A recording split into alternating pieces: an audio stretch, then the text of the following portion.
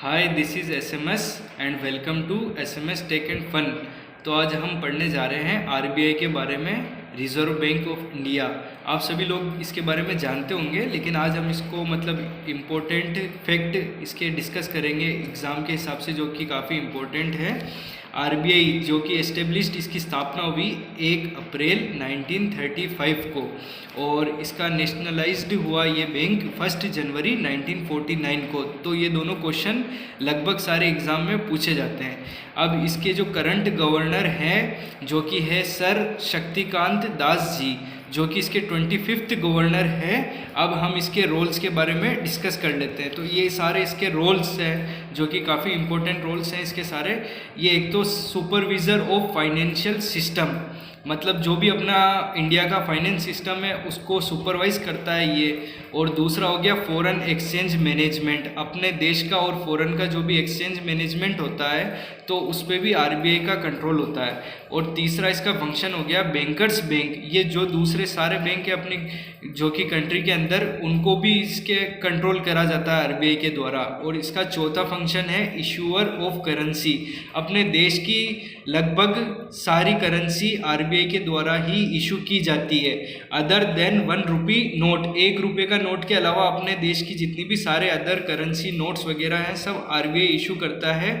और 1 रुपये का note government of India issue करता है। 1 रुपये के नोट के ऊपर तो अपने देश में जो सचिव है ना, मेन सचिव, उसके सिग्नेचर होते हैं, और अदर नोट्स पे आरबीआई के गवर्नर के सिग्नेचर पाए जाते हैं। और इसका 5th जो फंक्शन है वो मॉनेटरी पॉलिसी, अपने देश की जितनी भी मॉनेटरी पॉलिसी है वो आरबीआई के द्वारा डिसाइड होती है।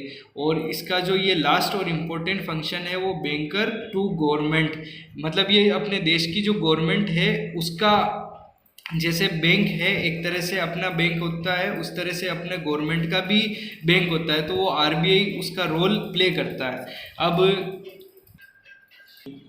अब हम डिस्कस कर रहे हैं monetary policy instrument of RBI. तो ये क्या मनी को कैसे कंट्रोल करता है। बहुत बार क्या मार्केट में बहुत ज़्यादा मनी चली जाती है, बहुत बार मार्केट में मनी की सप्लाई बहुत कम हो जाती है, तो उसको आरबीआई किस तरह से इसको कंट्रोल करता है। तो इसके लिए बहुत सारी इसके इंस्ट्रूमेंट्स होते हैं। तो इसका सबसे पहला इंस्ट्रूमेंट होता है रेपो रेट। रेपो रेट ऐसा इंस्ट्रूमेंट होता है जिस पे आरबीआई क्या दूसरे जितने भी बैंक है उनको शॉर्ट टर्म के लिए लोन प्रोवाइड करती है। अब ये लोन प्रोवाइड कराएगी तो इससे बैंकों के पास पैसा जाएगा और बैंक इसको मार्केट में, तो इससे मार्केट में पैसों का सर्कुलेशन इंक्रीज हो जाएगा। तो ये लेस देन 90 डेज़ के लिए आरबीआई दूसरे बैंकों को लोन प्रोवाइड कराती है। अब सेकंड इसका इंस्ट्रूमेंट है रिवर्स रेपो रेट। तो इसके अंदर क्या होता है कि जो बैंकों के पास अपना एक्स्ट्रा डिपॉजिट होता है वो आरबीआई के अंदर वो सबमिट करा देते हैं और ये आरबीआई के पास रहता है, तो इससे मार्केट में मनी का सप्लाई थोड़ा सा कम हो जाता है। अब तीसरा इसका पॉइंट है जो कि इंस्ट्रूमेंट है मार्जिनल स्टैंडिंग फैसिलिटी।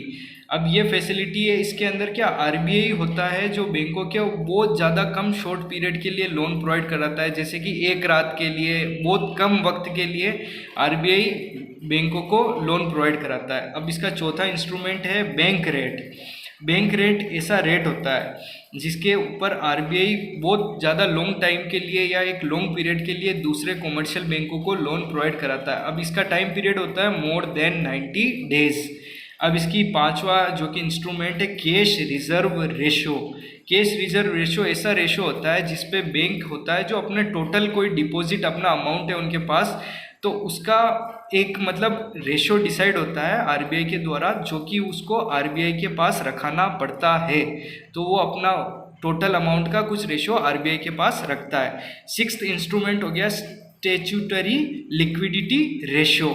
ये रेशो होता है जो कि बैंकों को खुद के पास मेंटेन करना पड़ता है, जैसे टोटल अमाउंट है उनका, तो उसका एक फिक्स्ड रेशो होता है जो कि आरबीआई डिसाइड करता है। तो बैंकों को खुद के पास वो हर टाइम मेंटेन करना पड़ता है ताकि कभी भी रिक्वायरमेंट आ जाए तो वो उसको फुलफिल कर सके। और लास्टली जो कि इम्पोर्टेंट फंक्शन होता है, इंस्ट्रूमेंट होता है ओपन मार्केट ऑपरेशंस। ये ऐसे ऑपरेशन होते हैं जिसके अंदर क्या बाइंग और सेलिंग होती है गवर्नमेंट की सिक्योरिटीज़ की, जो कि आरबीआई और बैंक्स के बीच में ऐसा कुछ, मतलब जो भी गवर्नमेंट की इम्पोर्टेंट सिक्योरिटीज़ वगैरह होती है उसकी बाइंग और सेलिंग होती है। तो आज के लिए हम इतना ही पढ़ेंगे। Thank you friends. और आप लोगों को कुछ भी कमी पेशी लगी हो तो प्लीज़, या कोई आपके डाउट्स हो तो कमेंट सेक्शन में आप उसे पोस्ट कीजिए, या हमारे लिए कोई भी फीडबैक हो तो प्लीज़ दीजिए। Thank you all.